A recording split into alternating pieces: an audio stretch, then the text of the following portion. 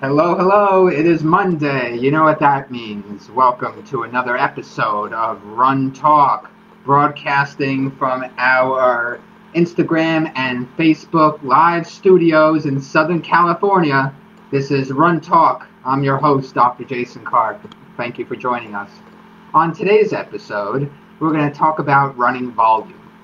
And I have to give a shout out to one of my athletes, Dr. Jana Mitsos, who gave me the idea. This is our 19th episode. Woo-hoo! And so after all these episodes, I start to lose ideas about what to talk. I start to run out of ideas. And so I was talking to Jana yesterday, and she asked me if I have a topic for today's show, and she said, why don't you talk about volume? And I thought, well, that's perfect, because it actually coincides with this new book that I'm writing. I'm almost done with the new book on training theories and periodization for runners. And I have a whole chapter in the book on volume and intensity. So I don't want to give away the entire story of the book, but that's a great topic. So thank you, Dr. Mitsos. Dr. Mitsos just ran a 1:19 half marathon a few weeks ago, and a half marathon in South Dakota. So very excited about that.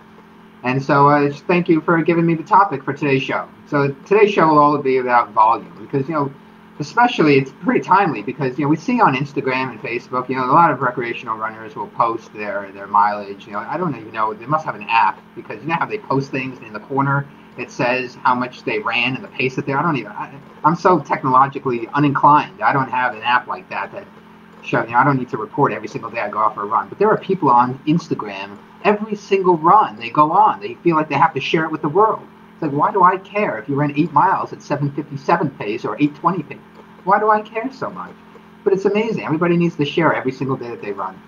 So you see this a lot on social media, about people posting their runs, and they post the volume, or they post how many miles they ran in the week or in the month or even in the year. And it's interesting how people like to share so much about their running lives.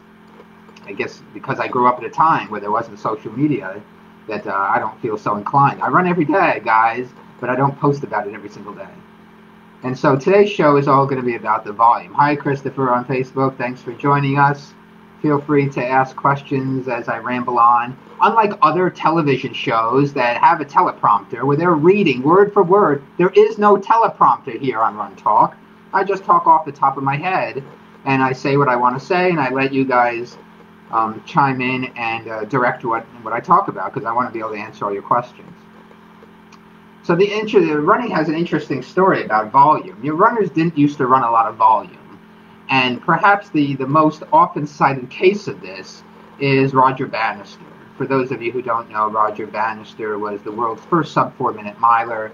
On May 6, 1954, he ran a 3:59.4 mile and became the world's first sub-4-minute miler.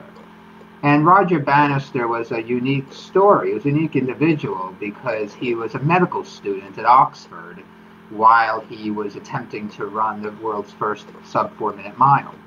And because he was a medical student, he didn't have a lot of time. He was a busy guy. I'm coaching somebody right now in Philadelphia who is in medical school, and boy, she's busy all the time. I mean, it's unbelievable. And medical school is just, it's crazy. I was able to take a few classes in medical school while I was working my PhD, and it keeps you very busy. I mean, the work is hard and very competitive, and anyway, I digress a little bit.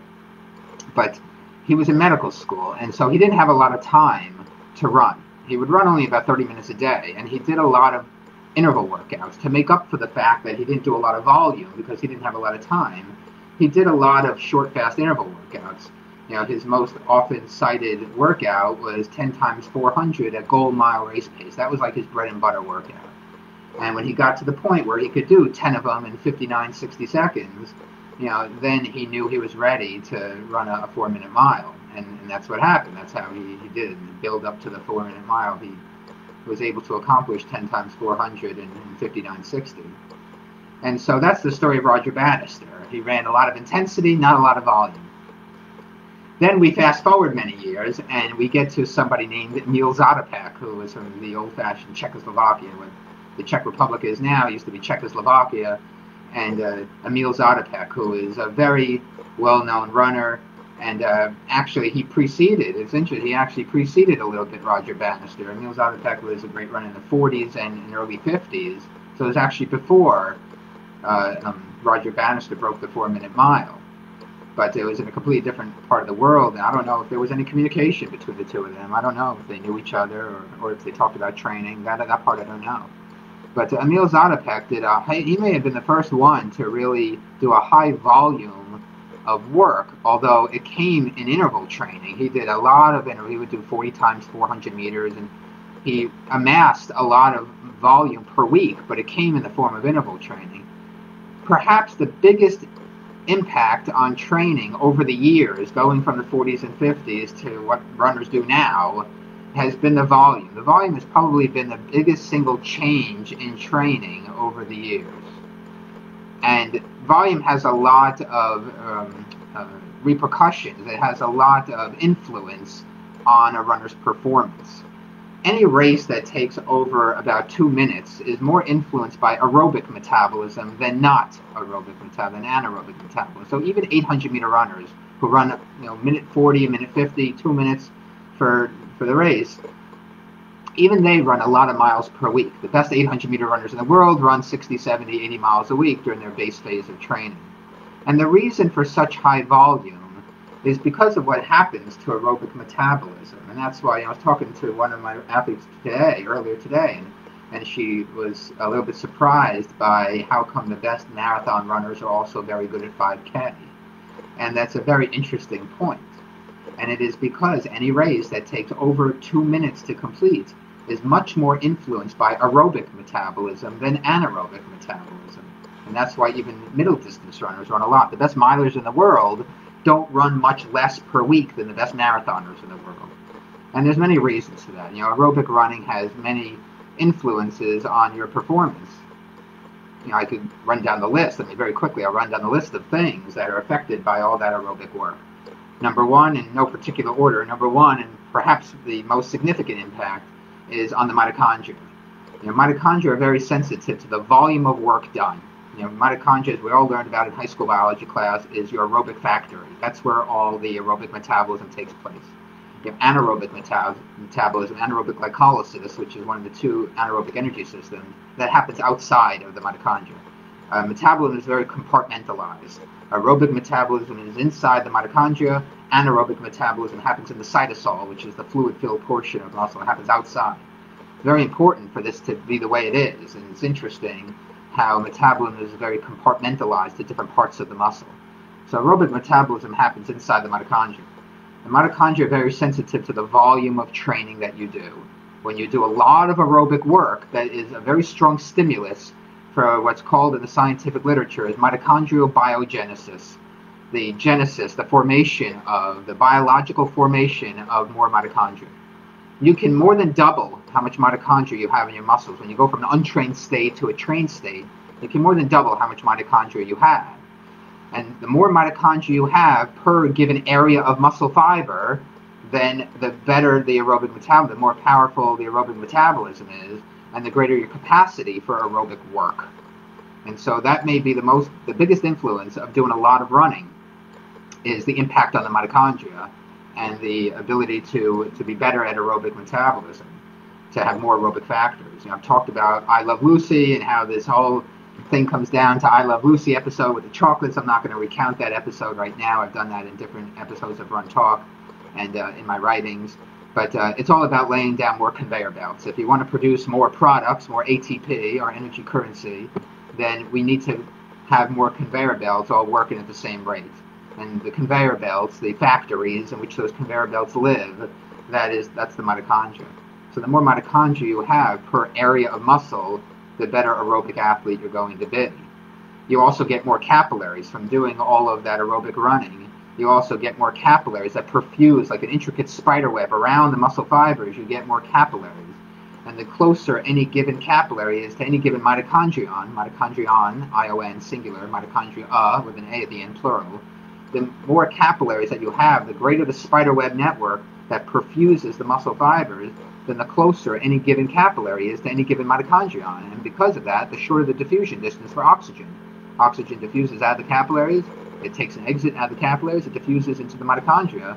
And so the more capillaries that you have per area of mitochondria, then the faster oxygen is going to get inside and the better aerobic metabolism you're going to have.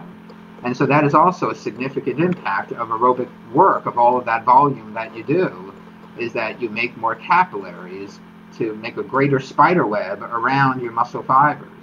You also make more hemoglobin. If we go backwards now from the muscle up to the heart, you make more hemoglobin. Hemoglobin carries oxygen in the blood, and so the more hemoglobin you have, the better your oxygen carrying capability. You also make you start to enlarge the left ventricle of your heart. The greater the size of the left ventricle, the more blood it can hold. The more blood it can hold, the more blood it can pump with every beat. And that's your stroke volume. The amount of blood pumped per beat is your stroke volume. And so all these things, the mitochondria, the enzymes, I didn't talk about the enzymes yet, the enzymes inside the mitochondria, those are the factory workers. Those enzymes catalyze chemical reactions. They speed up chemical reactions. So the faster you get ATP. So the more mitochondria you have, the more enzymes you have, the greater the capillary network you have perfusing the muscle fibers, the greater total blood volume. You get plasma volume expansion with all that aerobic work that you do. So you increase the total blood volume.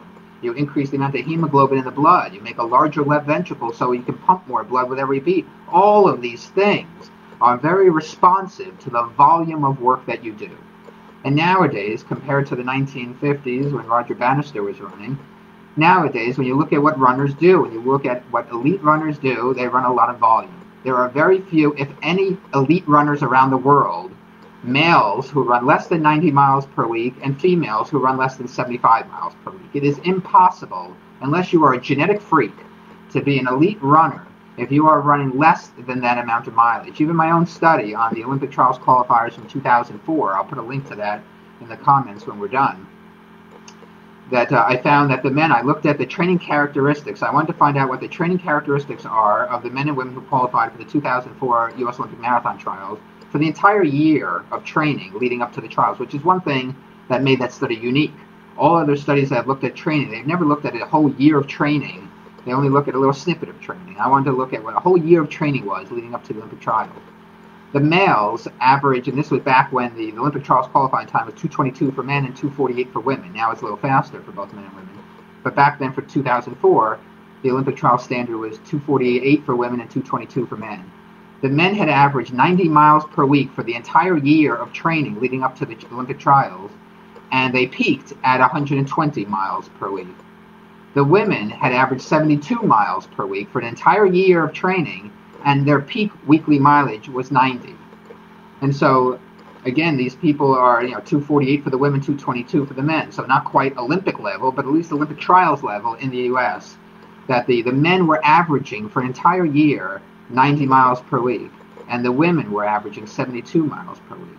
Now, having said that, it's really better to compare based on time, not based on miles, because the men are faster, they're going to cover the miles more quickly. So I didn't ask that question, how many minutes you ran per week. I probably should have asked that question. If I were to repeat the study, I would have asked it in terms of minutes, because it's hard to compare weekly mileage between men and women, because the minutes matter really, not the mileage, and the men are covering the miles faster, so they can cover more distance in the same amount of time. So when you plan your own training, the minutes is what's more important than the mileage, because a slower runner, 40 miles per week for a slow runner may be the same as 60 miles per week for a faster runner, because the faster runner is just covering the amount of mileage faster. So you really have to compare based on time. That's really what represents the stress. But if you look at the research of what elite runners are doing, nobody is achieving world-class standards without running a lot of miles per week. Even middle-distance runners. Arthur Lydiard is a well-known coach from the 50s and 60s from New Zealand, and he would have his middle-distance runners even run up to 100 miles per week. No matter what distance they specialized in on the track, he would even have the 800-meter runners running 100 miles a week. Now, that might be excessive. There aren't really too many 800-meter runners nowadays who are running 100 miles a week, but they are running 60, 70, 80 miles a week. Sebastian Coe used to run 50 when he was in high school. He ran 50 miles a week. Perhaps a little more when he was done with high school. But even 800-meter runners still run a lot at certain parts of the year. And, like I said, there's a lot of reasons for that. Primarily, one of the main reasons for the high mileage is in running economy. I've talked before about the three physiological variables of distance running performance. You have VO2 max, which represents the size of your aerobic engine. You have lactate threshold, which I call the acidosis threshold. which is the fastest speed above which acidosis starts to develop, and you start to introduce anaerobic metabolism into the pace. And then running economy, which is the submax VO2. What's the oxygen consumption at a given submaximum speed? And the less oxygen you consume to maintain a given speed, the more economical you are and the faster you're going to run. And David Costa, a well-known exercise physiologist who is now retired, back in the 70s and 80s, he showed that above about 70 miles a week, there is no further increase in the VO2 max. The VO2 max tends to plateau at around 60 to 70 miles per week. And so the question becomes, well, what's the benefit of running more than that? And the benefit of running more than that may be to running economy, that the people who are the most economical are the ones who typically run the most. Now, there's a possibility there that the most economical runners run the most, not that the more running makes you more economical. But there is also plenty of research to show that more running also makes you more economical. To what point does that stop? It's hard to know. I mean, you would have to get tested many times in the lab as you run different amounts of mileage to see when you plateau, when your economy plateaus. But there is a lot of evidence that the more you run, the more economical you become. And when I give this example, when I speak around the world, I always talk about, I ask people in the audience, who has kids in the audience? And a lot of hands will go up. And you can see this with kids. When you have a child, and that child first starts to walk, they go from a crawl to a walk. When they first start to walk, the walk is very uncoordinated. It's very choppy. It looks like they're drunk. It looks like they're going to fall over because they're not economical. Their brain has yet to learn how to communicate effectively with the muscle fibers, with the motor units. We don't recruit muscle fibers. We recruit motor units. One motor neuron connected to a bunch of muscle fibers. But when that child then starts to walk more and more and more, and they practice the act of walking, then that wobbly, uncoordinated motion starts to become smooth. They become more economical. Their central nervous system has learned how to more effectively communicate with the motor units, with the muscle fibers, so that they only recruit what is needed and not more than what is needed. And that's important. That's a big part of economy, is only recruit the minimal amount of muscle fibers that you need to run at that pace, because any extra that you recruit hurts economy because it requires more oxygen. The more muscle mass that's engaged in the activity, the more oxygen that you consume. That's why heavier people are less economical than lighter people, because they have more weight that they have to transport. They have to recruit more muscle, and they have to transport a heavier weight. It costs more oxygen to transport that heavier weight. And so economy, your central nervous system learning how to more effectively recruit motor units, that's probably the most beneficial reason of running high mileage. For the same reason that if you hang out at a college or high school track and you watch hurdlers, and how often they do the hurdle drills, and they'll do their lead leg and trail leg drills millions of times, so that when they get to the race, it is automatic. And it's the same concept for distance running, that through the constant repetition over step, mile after mile after mile, kilometer, if you're in another country, kilometer after kilometer after kilometer, running many of those per week, you become more economical because you ingrain the most economical way to move. And that's very important. It's the same with the toddler, the same with the hurdler, the same with the distance runner, is ingraining that movement pattern. And that's what leads to better economy through this neural mechanism of how the central nervous system recruits muscle fibers. So getting back to volume, that's one of the main reasons why volume over time is so important. And then we can talk about, well, how do you structure that volume? Because volume has to be balanced with the right amount of intensity. And the more intensity you do, I have a whole chapter in the book on this. I can't wait for it to be published, and you can all read it. It'll be published sometime next year. The main thing about volume is how it's balanced with intensity, because there's an inverse relationship. The more intensity you do, the less volume you're going to be able to handle. There's an inverse relationship between volume and intensity. Maybe another episode I'll talk all about intensity. But you have to balance the two. And so you can't do so much intensity that the volume suffers, because then you're not going to be able to achieve high volume. And so just 1 week of high volume or just 1 month of high volume is not enough. You have to be able to do the sustained volume over time. That's really how we see improvement. When you look at elite runners. I don't like to use elite runners much as an example, because what makes them elite is the talent more than anything else. It's not the training.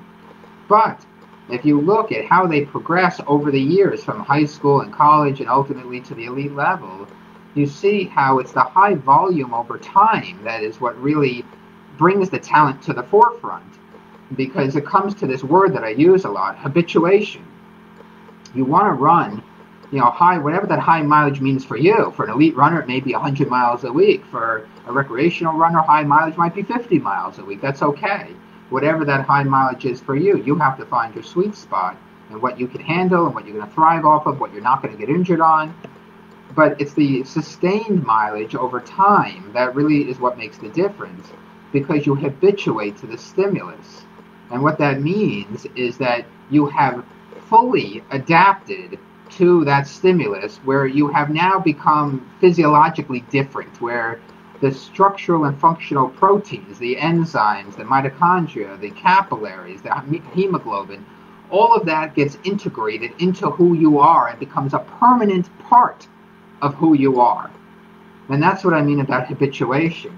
You habituate to the stress such that no more of that stress will cause any more physiological adaptation, that you have maxed out on how much you're going to adapt, and you have now integrated these things, these biological adaptations, to become a different person. Now it is who you are physiologically in your DNA. It becomes who you are.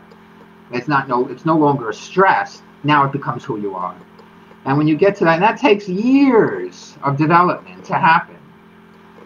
That's why when you first start running, you throw in a few months of high mileage. It's not enough.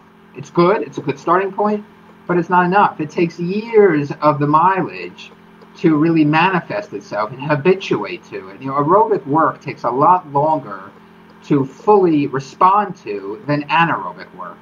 And that's why you don't need to spend as much time on the anaerobic speed work as you need to spend on the aerobic development. The aerobic development takes a lot more time than the anaerobic development. And that's why the mileage is so important, to sustain that mileage over a period of years. It takes much longer to synthesize all the mitochondria and the aerobic enzymes and all of the adaptations that take place. It takes much longer to do that than it takes to develop the anaerobic side of things, the speed. And so that's why sustained mileage is important. If you sustain your mileage over years, you get used to 70 miles a week and you hold that for a period of years, you're going to see a huge difference in your running performance. For an elite runner, they may be going from 70 to 90 or 70 to 100.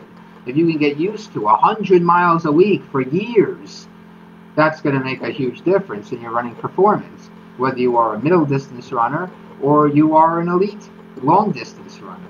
That's what makes the most significant impact. So volume is very important over time. If you look at the research on elite endurance athletes across the board, distance runners, cyclists, rowers, cross-country skiers, they run about, and I talk about this in the book too, and I think I mentioned this on one of the other episodes, that they do about 80% of their work at a low intensity, below the lactate threshold. Now, some of that is an artifact of how much work they're doing. I mean, obviously, if you're running 100 miles per week, most of that is going to have to be done at a low intensity. You can't do 50% of your work at a high intensity if you're running 100 miles per week. You're going to run yourself into the ground. So, the 80-20 that we hear about a lot, 80% easy and 20% hard, or 80% below threshold and 20% at and above threshold, some of that is an artifact of the nature of how much volume they're doing. So the training is skewed toward high volume and skewed toward the easy because it's such high volume. If you're only running 30 miles a week, 80% of your volume is probably not going to be at a low intensity. And so you have to take that 80-20 with a grain of salt, because it's an artifact of the sheer amount of volume that elite endurance athletes perform. If you're running 6 days a week and 2 of those days are hard workouts, well, then that's a third of your training is now hard and 2/3 is easy, and that's fine. Most people couldn't handle more than 2 hard workouts a week. And the research suggests that you don't need more than 2 hard workouts a week. But I'll get to that on another episode. We talk about intensity. So on today's episode, if you're just joining us, welcome to Run Talk. I'm your host, Dr. Jason Karp. Today's episode is all about running volume. And so, I'm happy to answer any questions if you have questions about volume. And so the question becomes, how much volume is enough? Well, how much do you need, really, to be a good distance runner? And I ask myself this all the time. I've been wondering about this for many years. How much volume do you really need? And the answer is it depends. It depends on what you thrive off, what you can handle. But doing more than what you're currently doing, unless you're already running very, very high mileage, 80, 90, 100 miles a week, doing more than what you're currently doing is going to help you. But you have to do it in a very slow, systematic way. You don't just go from 30 miles a week to 50 miles a week in 1 week.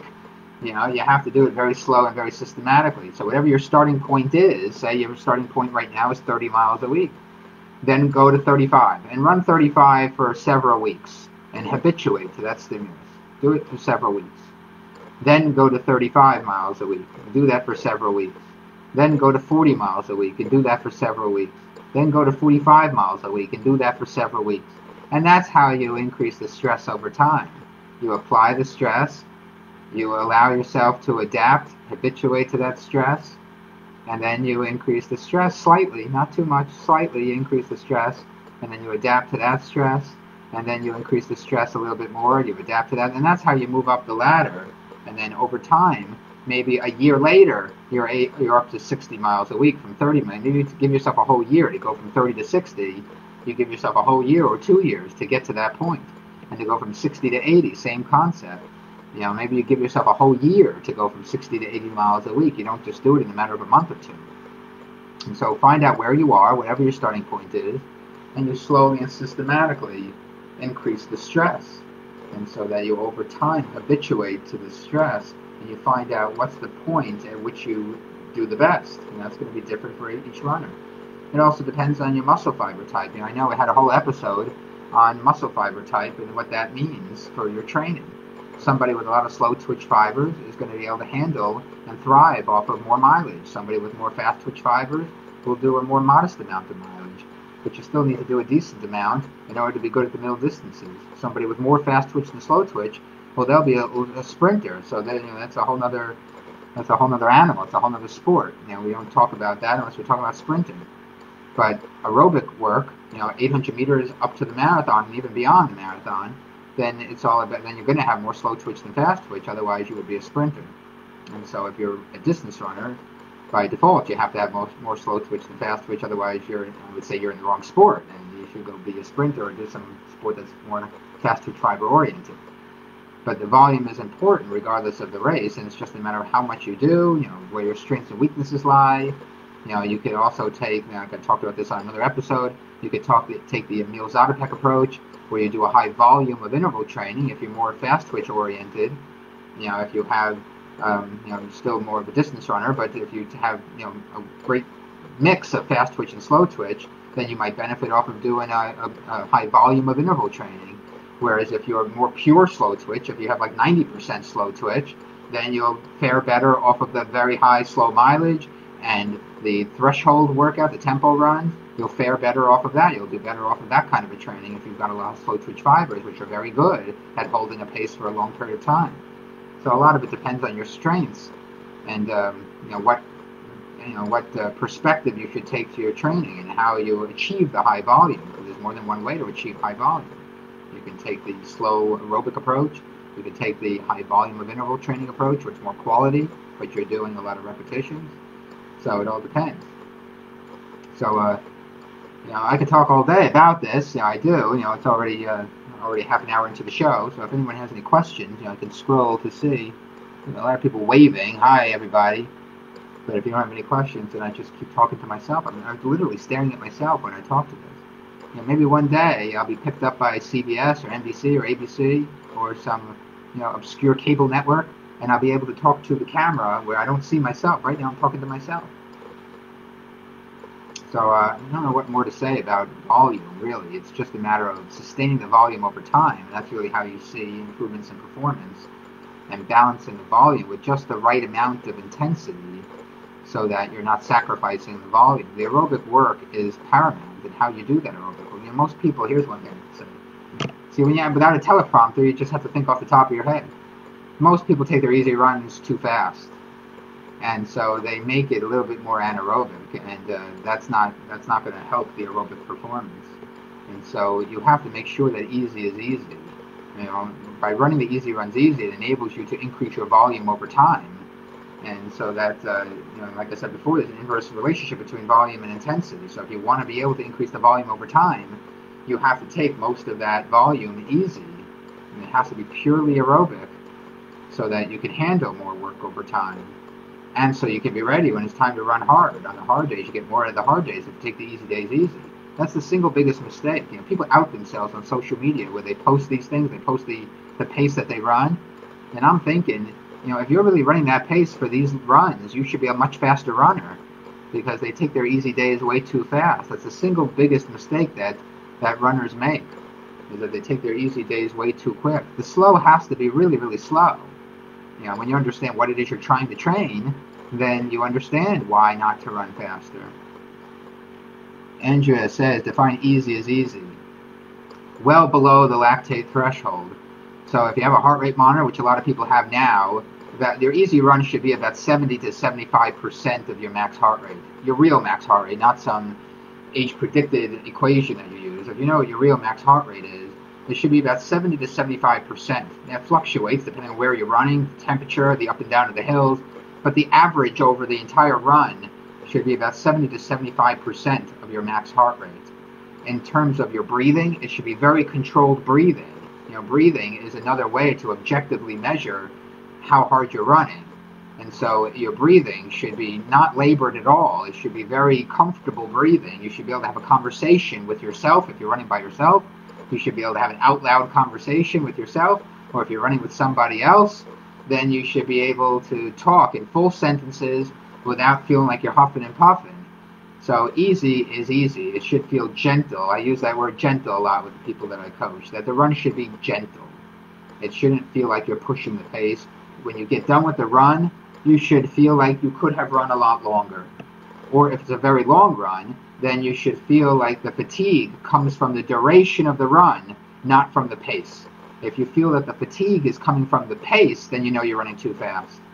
Now, on these longer runs, the fatigue should come from the duration at which you're holding the pace. It's the same concept like when running a marathon. A marathon is, you don't fatigue in a marathon, or even a half marathon for that matter, you don't fatigue from the pace. Because the pace is purely aerobic. You're running below your threshold. Even elite runners are running slightly below their lactate threshold for the entire duration of the marathon, except maybe until the very end when they're pushing the pace to the finish line, then they might go above. But the marathon is run entirely below the threshold, so it's purely aerobic. The anaerobic contribution is negligible.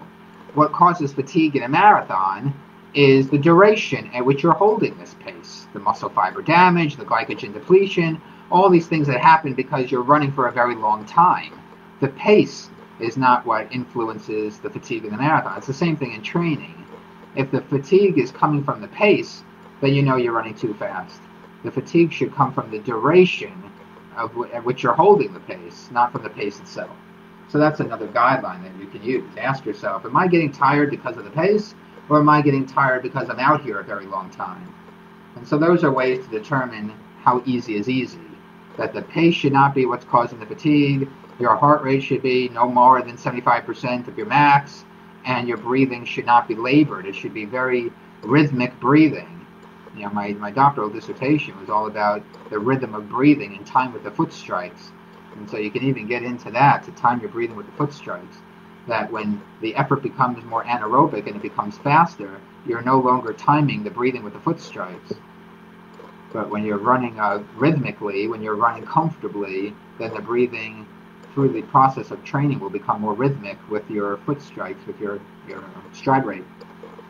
So hopefully I answered your question, Andrea. Thank you for joining us. So let's see, what else about volume? We've got a few more minutes on Run Talk. Although I can end the show whenever I want. That's the benefit of not having a contract with NBC. You know, it doesn't have to go an hour. There's no commercial. You know, when you watch real television, there's lots of commercials. The actual show is not that long. You know, when you watch these sitcoms, I think a 30-minute sitcom, I think it's really only 18 minutes long. But the commercials make it seem like it's a half an hour. Where can we buy your book? Well, there's lots of places, Andrea. Thank you for asking. They're all on Amazon. I have inventory of only a couple of my books at home that I can give you a signed copy. It's on my website, runfit.com. You can get a signed copy, but I don't keep inventory of all of my books. But this next book that I'm writing, I'm very excited about. It's all about periodization, different models of periodization, different training theories, and thinking outside the box, and how to set up the training. How there's a whole chapter on women and how to train around the menstrual cycle, and have beautiful graphs in the book about how to design. You plot the menstrual cycle out, and then you plot the training, and it's beautiful. I can't wait for you to see it. Can't wait for you to read the book. That'll come out sometime next year. So I'm just finishing. I'm wrapping up that book now. So and there's a whole chapter on strength training in the book. But I don't want to promote my book the entire time on Run Talk. I want to answer your questions. But I've written a lot of books at this point. So if you haven't read any of my books yet, you're silly goose. I'm going to call you silly goose. Read the books. There's a lot of great information in there. Just started The Inner Runner. Good. Oh, you're going to love The Inner Runner, Christopher. That was one of my favorite books to write, all about the philosophy of running and how it helps you deal with discomfort and all that stuff that's on the inside, the inner runner. So yeah, that was one of my favorite books to write. So let's see, what else can we talk about? Volume. Like I said, volume is probably the most significant impact on your running performance. That's why runners live and die by how many miles per week they run. I mean, there is something to that. Don't get so caught up in a number and think in terms of minutes rather than in terms of miles or kilometers. But you have to sustain the mileage over a long period of time to really be a good runner. If you see all the elite runners, London Marathon was just yesterday. Shout out to Sarah Hall and to Molly Seidel. They both ran PRs. They both ran great. But I often don't like to give examples from elite runners, like I said before, because what makes elite runners elite is more about the talents than the training that they're doing. The training just reveals the talent that's in place. I mean, Sarah Hall and Molly Seidel, two perfect examples. If you look, they were both amazing runners when they were in high school. So even when they were kids, they were phenomenal. What makes them good is not the training that they do. It's just the years of training on top of the talent. The training just reveals the talent that's already there. And so training is important, but talent is much more so. But you can't be a good runner on low volume. That's not going to work. If you're running 30 miles a week, even if you're extremely talented, 30 miles a week isn't going to cut it. You have to, the volume is what really proliferates all of the mitochondria, the capillaries, all the great physiological adaptations that we make. That's all brought to bear because of the volume. The volume is what brings that to the surface. And so the volume represents the stress. You have to do a lot of volume over a long period of time. And that's not simple. I've never been a high mileage runner myself. I've more been a speed runner. For me, I never felt that the high mileage did much. I probably would have been a better anaerobic athlete, growing up. When I look back on my history of athletic performance and the races I've done and the sports I did growing up, I probably would have been a better anaerobic athlete than an aerobic athlete. And even now, as a runner, the longer the race, the worse my performance gets. I've always had much more speed than endurance. I've had a lot of strength relative to my body weight. Most of you don't know much about me. I don't talk about my youth a lot, but when I was in 8th grade, I did 24 chin-ups. I broke the school district record for chin-ups. Even now, I still go do chin-ups. I could do 16 chin-ups right now at age 47. That's pretty good for a 47-year-old. But, I did a lot of chin-ups when I was younger, and so I probably would have been a more anaerobic athlete. But volume is the most important thing for distance runner. So if you want to train for the marathon or even half marathon, or even if you want to be a good 5K runner, you got to do a lot of volume over time. I don't want to beat the dead horse on that. But I've run out of things to say. When you don't have a teleprompter, I'm like wondering, what else can I tell people about volume? You just got to do a lot of volume. It's not that complicated. But how you design that volume over time, that's where it does get a little bit more complicated. How you periodize that volume, how you apply the stress and then back off from the stress and allow your body to absorb the training it just undertook and then apply a greater stress. That's where the art comes in. That is a lot more complicated. But you just have to do a lot of volume over many, many years to really become the best that you can become as a distance runner. That takes time to do. So with that, I don't know if anybody has any questions. I can answer more questions about the volume and how to set that up.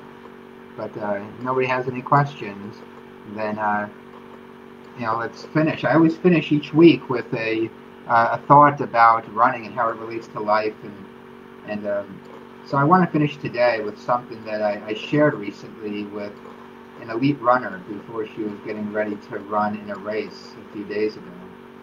And I said to her, don't forget who you are.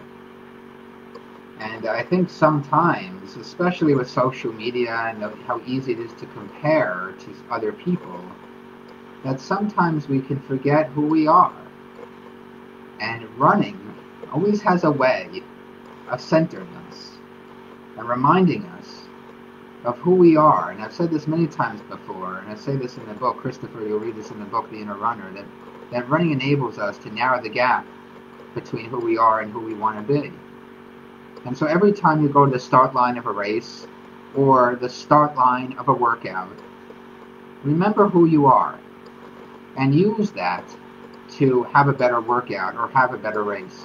Remember what makes you you, because each one of us is unique. You know, our physiology, much more similarities than differences, but our personality, our convictions, our constitutions, that's different between people. And so remember who you are when you go to do a hard workout or you do a race. Bring who you are to that effort. And that alone is going to have a significant impact on your performance. Draw upon whatever gives you inspiration, whether it's a thing or it's a person or it's someone's performance or someone's achievement, whatever it is that gives you inspiration, whatever it is that speaks to who you are, bring that to the effort. And that's what's going to make for you to become a better runner, whether it's a better race or a better workout or just a better day of running. Bring who you are. Don't forget who you are. Now, having said that, if you're an asshole, then don't be an asshole. Then you got to be somebody else. But if you're a great person, then bring who you are. So I want to finish on that note. Thank you very much for coming to another episode of Run Talk from our studios in Southern California. I'm your host, Dr. Jason Karp. Tune in next week for another episode. Bye.